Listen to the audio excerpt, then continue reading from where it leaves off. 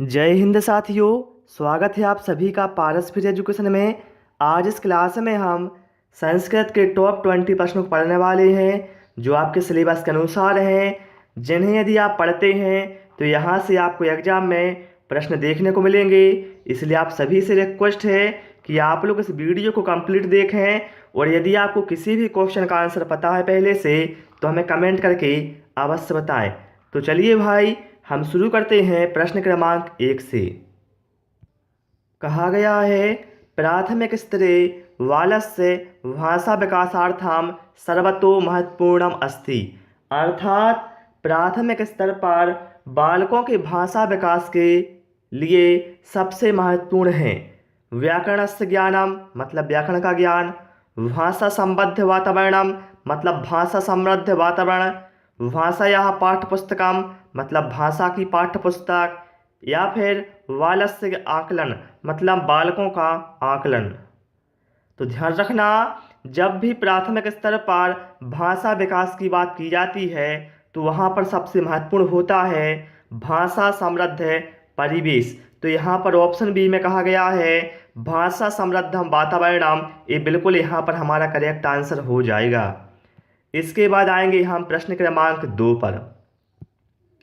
पितामहे इतस्य वाक्य विग्रह पितामहे इतस्य विग्रह वाक्यम किम। अर्थात यहाँ पर इसका अर्थ हुआ पितामहे, इसका विग्रह वाक्य क्या होगा। पितुः पति, पितुः पिता, पितुः पुत्रः, पितुः पुत्रः। तो देखिए साथियों, पितामहे इसका विग्रह वाक्य होगा पितुः पिता। यहाँ पर करेक्ट आंसर हमारा ऑप्शन बी के साथ चला जाएगा। ठीक है, चलिए प्रश्न क्रमांक 3 पर आते हैं। और आप सभी से रिक्वेस्ट है, यदि आपको हमारी क्लास पसंद आए तो भैया वीडियो को लाइक और शेयर अवश्य कर दें। कहा गया है, छात्राणाम लेखनस्य आकलनम मुख्यतया ध्यानम ददाति। अर्थात यहाँ पर इसका अर्थ हुआ छात्रों में लेखन के आकलन में मुख्यतः ध्यान देना चाहिए। कहाँ पर देना चाहिए। शुद्ध वर्तन्याम व्याकरणम मतलब व्याकरण में शुद्ध वर्तनी पर, विचारणाम अभिव्यक्ति मतलब विचारों की अभिव्यक्ति पर, शब्द सीमा निर्धारण पर, या फिर लेखन समय रूढ़ि प्रयोगाणाम लोकोक्ति नाम चा प्रयोगों। मतलब क्या है, लेखन के समय रूढ़ि प्रयोग और लोकोक्ति के प्रयोग पर। तो ध्यान रखना, छात्रों में लेखन के आकलन में मुख्यतः ध्यान देना चाहिए विचारों की अभिव्यक्ति पर। तो ऑप्शन बी में क्या कहा गया था, विचाराणाम अभिव्यक्तौ। तो ये बिल्कुल यहाँ पर करेक्ट आंसर हमारा ऑप्शन बी हो जाएगा। इसके बाद आएंगे हम प्रश्न क्रमांक 4 पर। कहा है, वयम शब्दस्य मूल रूपम किम। अर्थात यहाँ पर कहा गया है जो वयम शब्द है इसका मूल रूप क्या है। क्या है, वयम शब्द का मूल रूप क्या है। यद, अस्मद, युष्मद, त्यद। तो भैया वयम का मूल शब्द रूप क्या होता है, वो होता है अस्मद। तो यहाँ पर करेक्ट आंसर हमारा ऑप्शन बी के साथ जाएगा। इसके बाद आएंगे हम प्रश्न क्रमांक 5 पर। विषय केंद्रित उपागमे अधिगम अनुभवः संबद्धः भवन्ति। अर्थात यहाँ पर इसका अर्थ हुआ विषय केंद्रित उपागम में अधिगम अनुभव का संबद्ध होते हैं। बताना है विषय केंद्रित उपागम में अधिगम अनुभव किससे संबद्ध होते हैं। छात्र रुचि भी मतलब छात्र की रुचियों से, पाठ्यक्रमेण मतलब पाठ्यक्रम से, अध्यापक विषय दक्षता मतलब अध्यापक की विषय दक्षता से, या फिर शैक्षिक प्राविधिना या फिर शैक्षिक प्राविधियों से। देखिए यहाँ पर एक शब्द आया है विषय केंद्रित। तो ध्यान रखना, विषय केंद्रित उपागम में जो अधिगम अनुभव होते हैं वह पाठ्यक्रमेण मतलब पाठ्यक्रम से संबद्ध होते हैं। यहाँ पर करेक्ट आंसर हमारा ऑप्शन बी के साथ जाएगा। ठीक है, चलिए प्रश्न क्रमांक 6। गते अपि में संधि है। बताना है गते अपि में कौन सी संधि है। अयादि, पूर्व रूप, पर रूप या फिर गुण। तो यहाँ पर करेक्ट आंसर साथियों हमारा ऑप्शन पूर्व रूप बिल्कुल करेक्ट आंसर हमारा हो जाएगा। गते या पी में कौन सी संधि है, तो इसमें पूर्व रूप संधि है। ध्यान रखना, देखिए क्या है, यदि आपको ऐसा मिले हरे आओ तो इसमें भी क्या है, पूर्व रूप संधि होगी। ठीक है, यदि मिले आपको क्या वने या पी, एक बहुत ज़्यादा पूछे जाने वाले शब्द हैं जो मैं आपको बता रहा हूँ। वने या पे में भी क्या है, पूर्व रूप संधि होगी। ठीक है, चलिए प्रश्न क्रमांक 7 पर आते हैं। कहा है कस्याम विधौ उदाहरणै नियमं प्रतिशिक्षण सूत्रस्य अनुसरणं क्रियते। अर्थात यहाँ पर कहा गया है कौन सी विधि उदाहरण से नियम की ओर शिक्षण सूत्र का अनुसरण करती है। बताना है कौन सी विधि है जो उदाहरण से नियम इस शिक्षण सूत्र का अनुसरण करती है। संभाषण विधि, आगमन विधि, पाठ्यपुस्तक विधि या फिर निगमन विधि। तो हम सभी को पता है उदाहरण से नियम की ओर इस शिक्षण सूत्र का अनुसरण करती है आगमन विधि। तो ऑप्शन बी में क्या है, आगमन विधौ, ये बिल्कुल हमारा करेक्ट आंसर हो जाएगा। और जिन साथियों ने अभी तक हमारे चैनल को सब्सक्राइब नहीं किया है तो सभी से रिक्वेस्ट है चैनल को भाई सब्सक्राइब भी अवश्य कर लें। तो चलिए प्रश्न क्रमांक 8 में देखते हैं क्या कहा गया है। संधि का विपरीत अर्थक है, मतलब संधि का विपरीत अर्थक मतलब विलोम क्या है। समासः, विग्रह, सम्मिलनम, आग्रह। तो साथियों ध्यान रखना, संधि का जो विपरीत अर्थक होता है वो होता है विग्रह। तो यहाँ पर करेक्ट आंसर हमारा ऑप्शन बी के साथ जाएगा। इसके बाद आएंगे साथियों हम प्रश्न क्रमांक 9 पर। कहा गया है भाषा शिक्षणस्य कहा विधि छात्रतया भाषया परस्परम अंतः क्रिया प्रेरयति। अर्थात यहाँ पर इसका अर्थ हुआ भाषा शिक्षण की कौन सी विधि में छात्रों में परस्पर अंतः क्रिया को प्रेरित करती है। बताना है वह कौन सी विधि है जो छात्रों को परस्पर अंतः क्रिया के लिए प्रेरित करती है। व्याकरण अनुवाद विधि, संप्रेषणात्मक विधि या फिर अनौपचारिक विधि। तो साथियों ध्यान रखना, भाषा शिक्षण की जो संप्रेषणात्मक विधि होती है यह छात्रों को उनकी भाषा में परस्पर अंतः क्रिया के लिए प्रेरित करती है। तो यहाँ पर करेक्ट आंसर हमारा ऑप्शन सी के साथ जाएगा, संप्रेषणात्मक विधि ही। ओके, चलिए प्रश्न क्रमांक 10। उत्तम पुरुष से संबंधित सर्वनाम शब्द है। बताना है इसमें से कौन सा उत्तम पुरुष से संबंधित सर्वनाम शब्द है। देखिए हम सभी जानते हैं पुरुष 3 प्रकार के होते हैं, प्रथम पुरुष, मध्यम और उत्तम। तो यहाँ पर देखिए जो सहा है और तस्मिन है ये भैया क्या है, ये दोनों प्रथम पुरुष हैं। ठीक है, और जो युवाम है, युवाम क्या है भैया, यहाँ पर ये मध्यम पुरुष है। और लेकिन जो वयम है, वयम भैया उत्तम पुरुष का एग्जाम्पल है। तो यहाँ पर हमारा करेक्ट आंसर क्या होगा, ऑप्शन सी। ठीक है, चलिए प्रश्न क्रमांक 11 पर आते हैं। कहा है माता शत्रु पिताबेरी एन बालुना पाठितः न शोभिते सभा मध्य हंस मध्य बकुथः।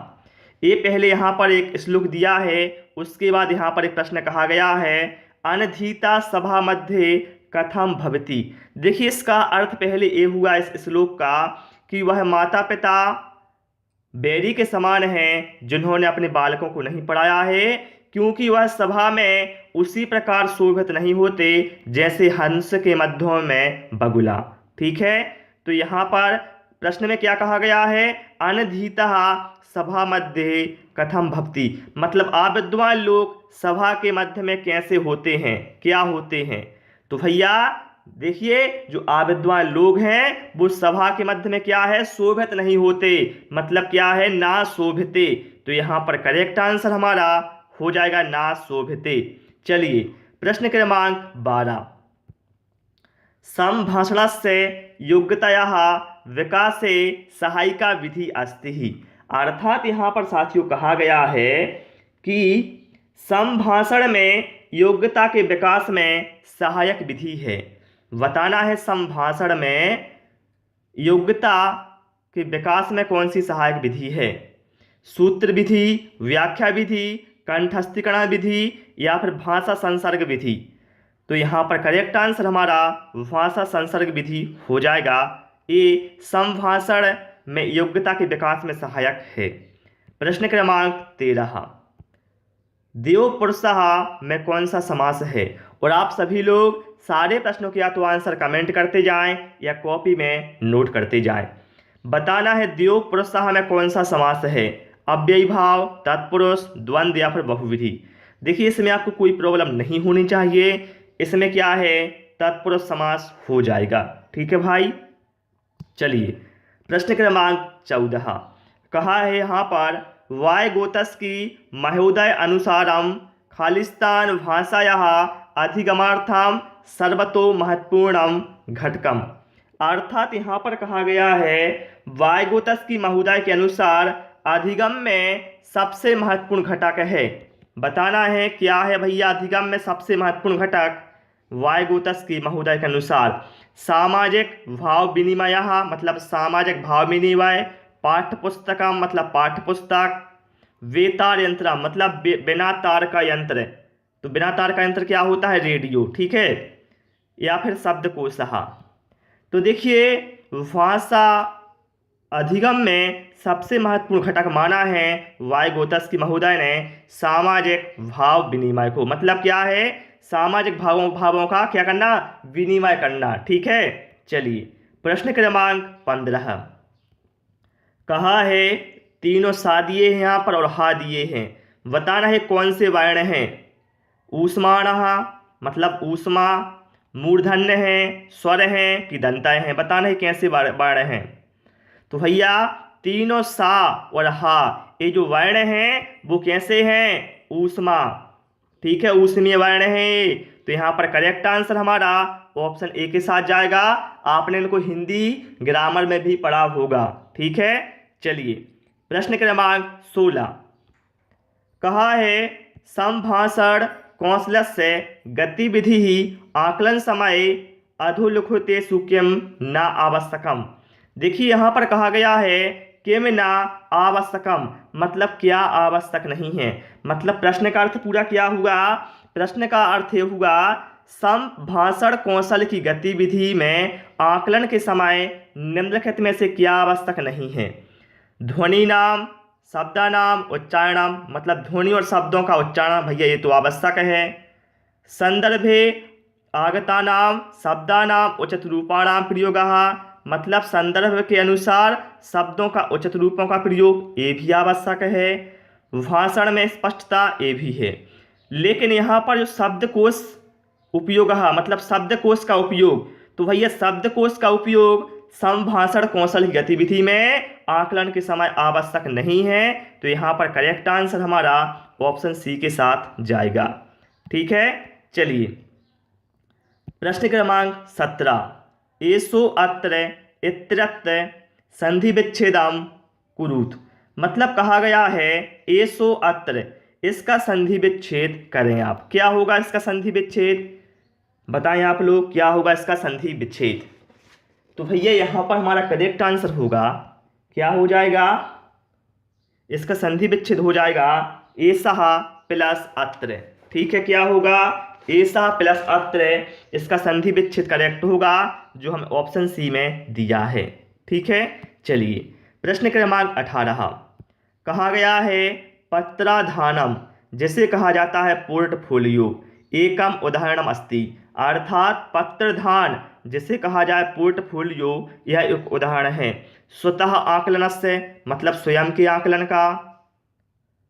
स्वतः आकलन मतलब क्या है, स्वतः आकलन मतलब स्वतः तो सभी जानते हैं स्वतः आकलन का। शिक्षक आकलन से शिक्षक के आकलन का।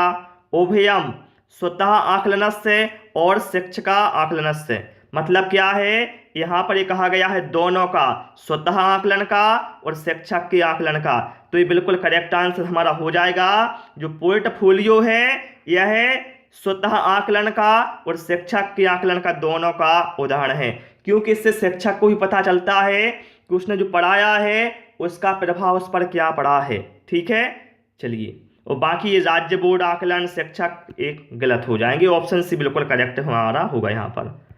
प्रश्न क्रमांक 19 कहा है एवं इति कीदृशम पदम। कहा गया है जो एवं शब्द है, एवं एक कैसा पद है, नपुंसक है, अव्यय है, पुल्लिंग या फिर स्त्रीलिंग है। तो भैया एवं क्या है, एवं एक अव्यय है। क्या है, अव्यय। तो यहाँ पर अव्ययम, ये बिल्कुल यहाँ पर करेक्ट आंसर हमारा ऑप्शन बी के साथ जाएगा। ठीक है, चलिए। प्रश्न क्रमांक 20 कहा है यहाँ पर संरचनात्मक उपागमे क्रियते, अर्थात यहाँ पर इसका अर्थ हुआ संरचनात्मक उपागम करता है। क्या करता है, वाक्यानाम संक्षिप्तीकरण, मतलब वाक्यों का संक्षिप्तीकरण, वाक्यानाम संरचना, वाक्यों की संरचना, वाक्यानाम अनुवादः, मतलब वाक्यों का अनुवाद, सूत्राणाम व्याख्या या फिर सूत्रों की व्याख्या। तो ध्यान रखना, संरचनात्मक उपागम क्या करता है, यह वाक्यों की संरचना करता है। यहाँ पर करेक्ट आंसर हमारा ऑप्शन बी के साथ जाएगा। ठीक है साथियों, तो प्यारे साथियों उस क्लास में केवल हमने 20 क्वेश्चन इंक्लूड किए थे, जो कि मैंने आपको आसान भाषा में व्याख्या से समझा दिए हैं। आपको क्लास कैसी लगी और आपने 20 में से कितना स्कोर किया है वो हमें कमेंट करके अवश्य बताएं।